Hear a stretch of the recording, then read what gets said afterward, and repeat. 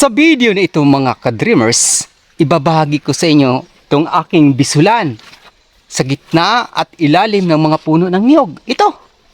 So dahan-dahan na po siyang umaalagwa, ngunit kung pagmamasdan ninyo ay medyo magulo. Nagpapagulo rito yung ating nursery, yung ating binhi.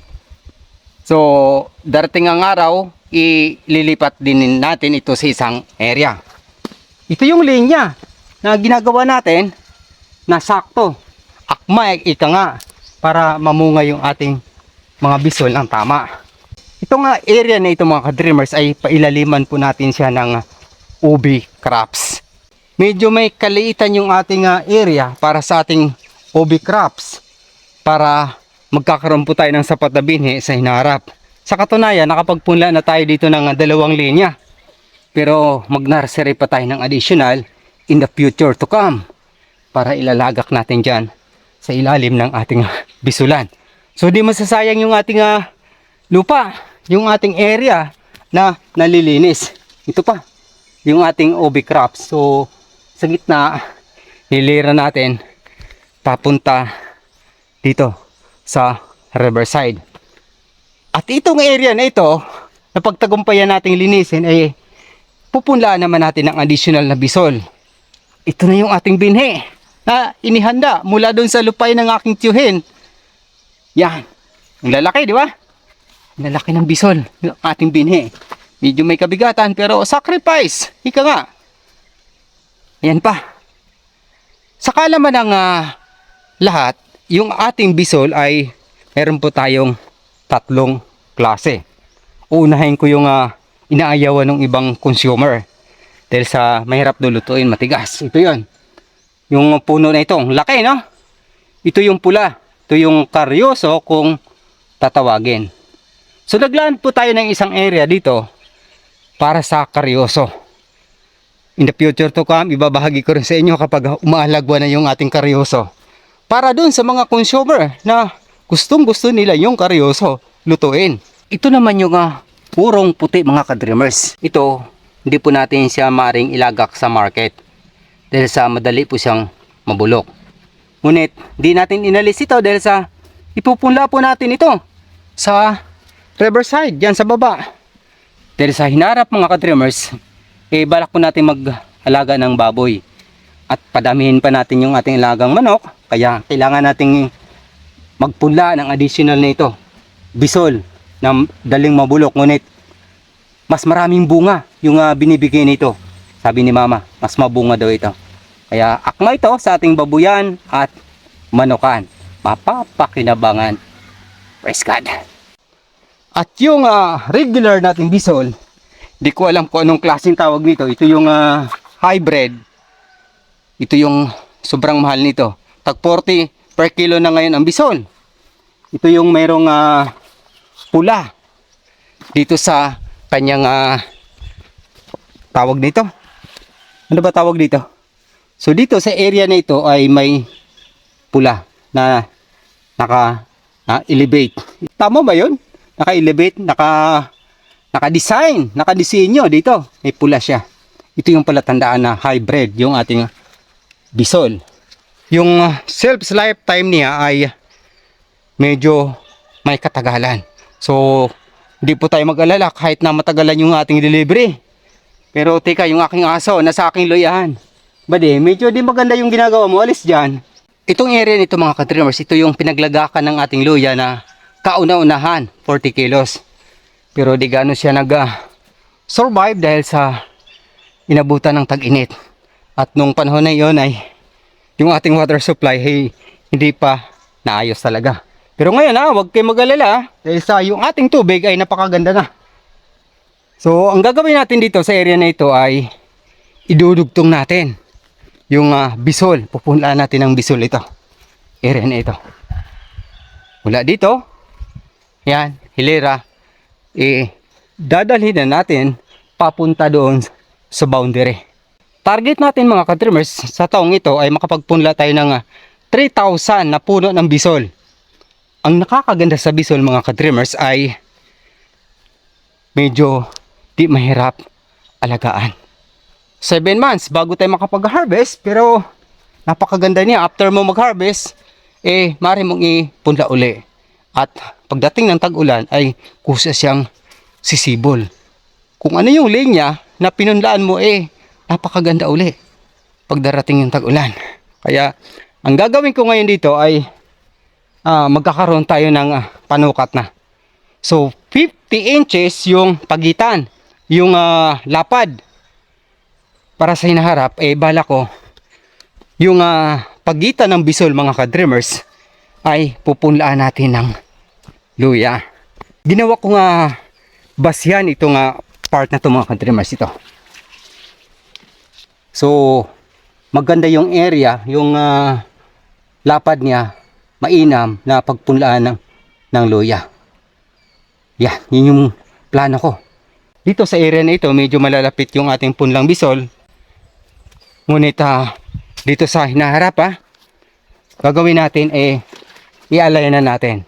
Dahil sa hinaharap, yung area na ito, yung 1.5 hectares, target natin ay mapunlaan natin ng luya sa pagitan ng bisol. Praise God. May awa ang Diyos. Medyo yung ating trabaho magastos dahil sa wala pa tayong sapat na income, yung kita sa ngayon. Pero nag-i-enjoy ako. At darating yung araw, may awa ang Diyos ay makapag-harvest din tayo ng mas marami. Ito pa yung additional na area na pagpunlaan natin ng bisol na kasalukuyan kong dinadamuhan. Ayan mga ka-dreamers, nag-overnight ako dito. Ganyan kakapal yung damo dito na kinukumpuni ko. Pero masaya, madali po siyang damuhan dahil sa sobrang lambot ng damo. Andito tayo ngayon sa first elevation ng ating lupain, Abuno, kung tawagin sa Cebuano terminology. Ito yung sobrang lambot ng lupa kasi malapit sa ilog. Nung nagsimula yung ulan, mga ka-dreamers, ayan, kung mapapansin niyo, hindi pa nadamuhan, pinunlaan natin ng bisol at saka kamote crops. Pinagsabay natin para magkaroon tayo ng sapat na binhi ng kamote crops. At ito ngayon yung ginagawa natin. Si Mama, ayan, kasalukuyang nagdadamo. Yung kamote crops kanyang inilagay sa pagitan ng bisol. Ayan mga ka-dreamers. Buhay po to kung mapapansin niyo. Kapag naulanan to ay umaalago siya uli.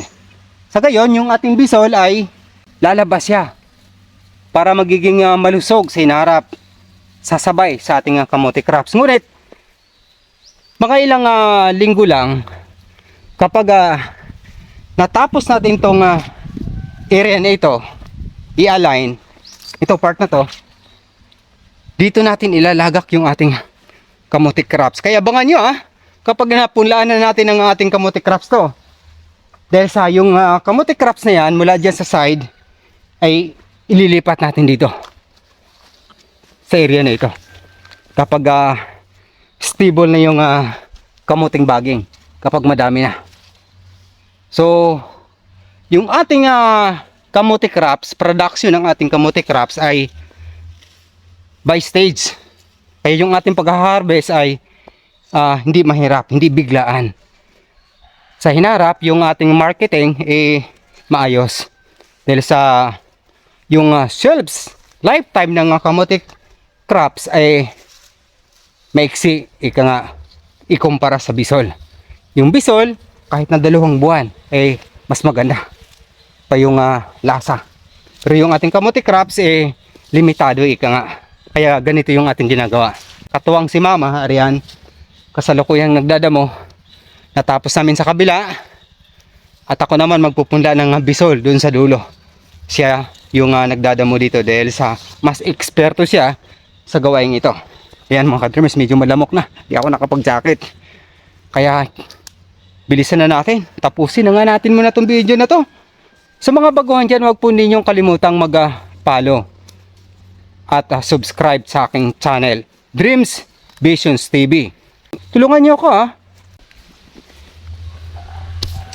para sa ating mga kababayan na gustong magsaka, magkakaroon din kayo ng idea. Dahil sa actual ko pong ibabahagi sa inyo yung aming pamaraan kung saan yung mas magiging produktibo, yun yung i-apply natin. Ayan. At sa hinaharap yung ating pangitang panaginip, huwag niyong kaligtaan. Dahil sa malapit na talaga. Sign and wonders before the great day of the Lord. Ayan, medyo may English tayo. Konti. Thank you, Lord. Ayan na. So, dahan-dahan nating nalinis uli area na ito at pupunuin natin ng 3 variety ng crops yung ating lupain, yung ating 3 hektarya. Yan. Marami tayong ipupunla dito. Andyan pa yung saging, additional na niyog, andyan yung papaya dwarf.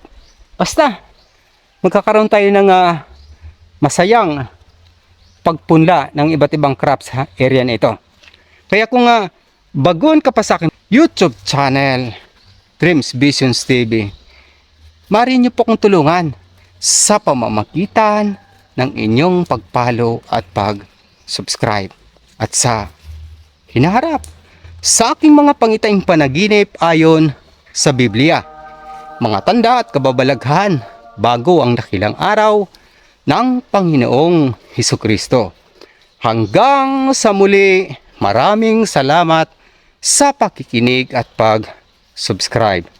Papuri sa Diyos, sa ngalan ng Ama, ng Anak at ng Espiritu Santo.